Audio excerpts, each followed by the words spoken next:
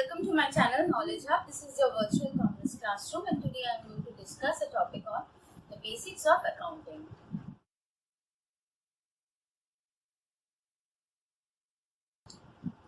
Okay. So accounting is a recording of significant financial transactions. Anything that can be measured in terms of money is taken into consideration for accounting. Suppose you have received say rupees 500 as your pocket money from your parents. That can be taken into a part of accounting. But your mother prepares you breakfast, lunch and dinner. This cannot be measured in terms of money. So this is not taken into accounting. Now let's look into the definition of accounting.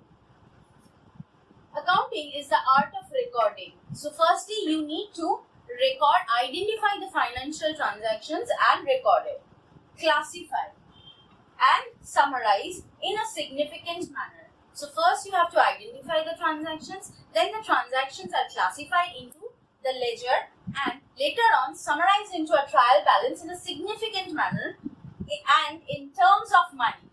These things should be in terms of money, transactions and events which are in part at least of a financial character and interpreting the results thereof.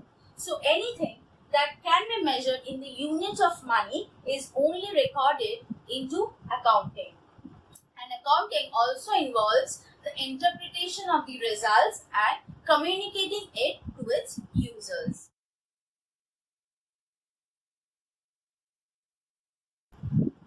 Let's take an example.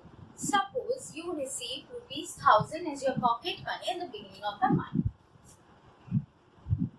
Now, if you start recording your expenses and your savings, you will be able to properly manage your money and so that it lasts you a month. Suppose you decide to save rupees 300 and keep aside an amount of say rupees 600 for your transportation expenses. So the total amount that you need to keep aside is rupees 900. So from 1000 rupees, if you keep aside rupees 900, that is an amount of rupees 100 is left with you, and now you need to manage your expenses in such a way so that you can suffice for a month at least, and you don't need to ask for more money. So this is what the advantage or the need of accounting is.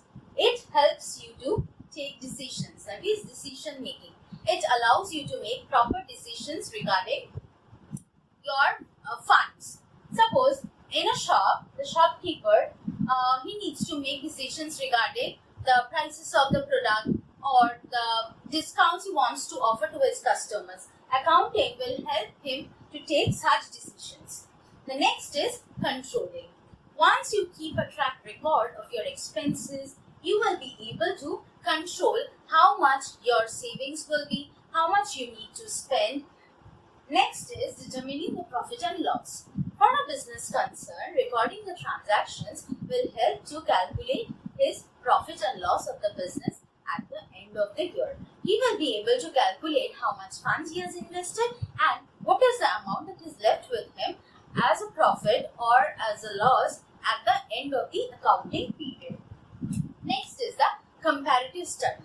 If you have a proper accounting record for every year that you are continuing to do a business, you will be able to keep a track of whether you are in the profit zone in the coming years or you have been in the loss-making zone. Next is the tax liability.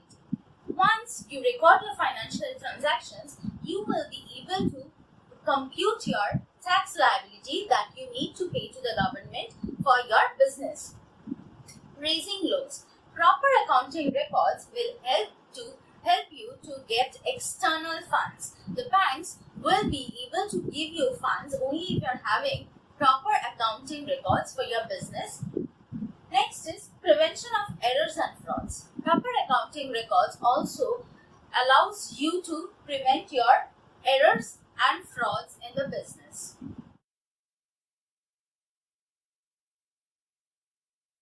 So our next topic is the accounting concepts.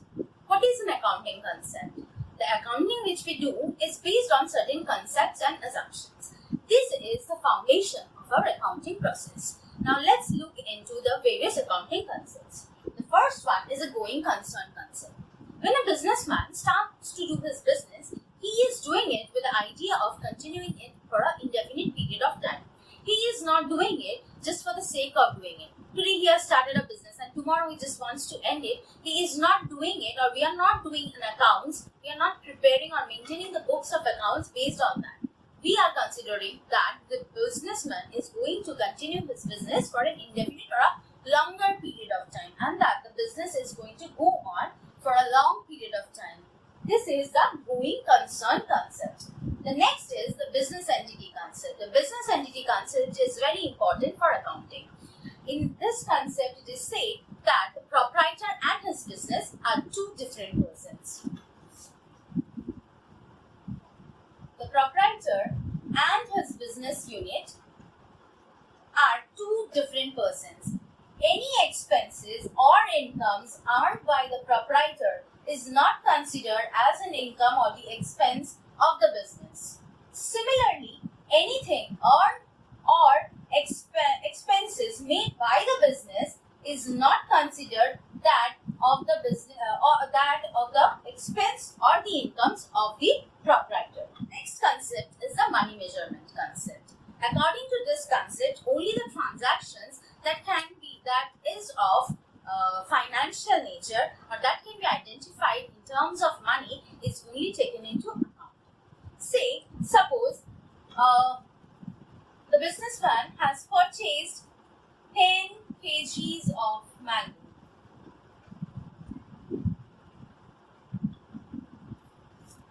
He has paid a salary of rupees 5,000 to its employees. He has paid rupees, suppose 2,000 for rent. According to this concept, only the transactions, that is in terms of money, is taken into accounting. Which are in terms of money? The salary. It is mentioned in the units of rupees. The rent is also mentioned in the unit of rupees. So this is taken into accounting. But the businessman has purchased 10 kg of mangoes, which is not given in the monetary unit, will not be considered into account. The next one is the accounting period concept. As I have already said earlier, when a businessman starts to do his business, he is planning on doing it for an indefinite period of time. Now, we cannot leave our accounts uncalculated for an indefinite period of time. In order to continue our business, we definitely need to calculate the profit and the loss earned by the businessman. So, that indefinite long period of the business is calculated into the shorter accounting periods. The business is going on for an indefinite period of time. For the sake of accounting or the usefulness, so that the accounting is useful to the businessman, this indefinite period of time is divided into shorter periods. This will help us to calculate our profits and loss very easily, and it will be very easier to do our accounting as well. So, this indefinite period is divided into smaller periods of 12 months. The next topic is the accrual concept. According to this concept, when a revenue is earned from the sales which is made or the services that is being provided is recorded in that same accounting period whether the cash has been earned or not. The next one is the revenue recognition concept. Revenue is any amount that has been received from the business practices. This revenue is added to the capital. Remember one thing, revenue recognition is not related to the cash receipts. The next is the cost or the historical cost concept. According to this concept, any asset that has been acquired by the business will be recorded at the price at which it has been acquired or purchased.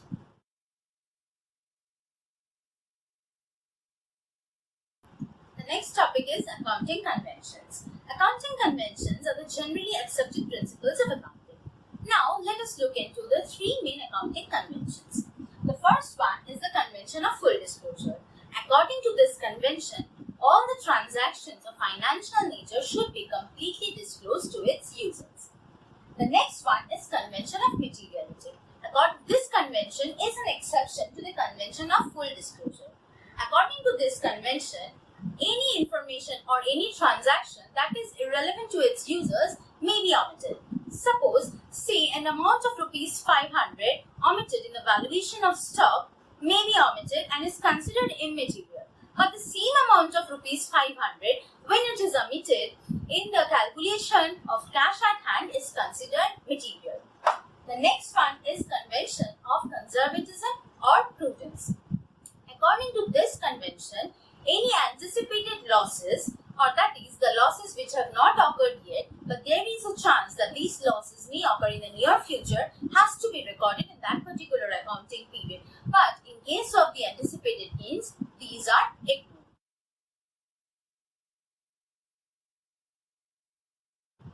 The next topic is accounting process, or how accounting is done. The first step is identification of the transactions. Firstly, from the transactions that will be given to us, we need to identify which are measured in terms of money. Only those transactions can be taken into the accounting process. The next one is the preparation of the vouchers. From the source documents that will be available to us, we have to prepare the vouchers. The next one is the recording in the books of original entry, that is the journal. The transactions after they have been identified will be first recorded in the books of original entry, that is the journal. After it has been recorded in the journal, it needs to be posted into the ledger, that is step number 4. At last, the preparation of trial balance. Once the transactions have been identified, recorded, classified, these transactions are summarized into the trial balance, and thereafter the financial statements, that is the trading and the PL account, is prepared. So this was all about the basics of accounting. Now accountancy is a very practical oriented subject, and in your syllabus also 80% of your syllabus will be practical and 20% marks is allotted to the theory portion. Once we start doing the practical problems, it will be easier for us to understand the theories such as the accounting concepts, the accounting process, everything will be much clearer. So from the next class onwards, we are going to discuss the theories along with the practical problems. In the next class, I will be discussing the accounting equations along with the basic accounting terms. So this was all for today. Thank you.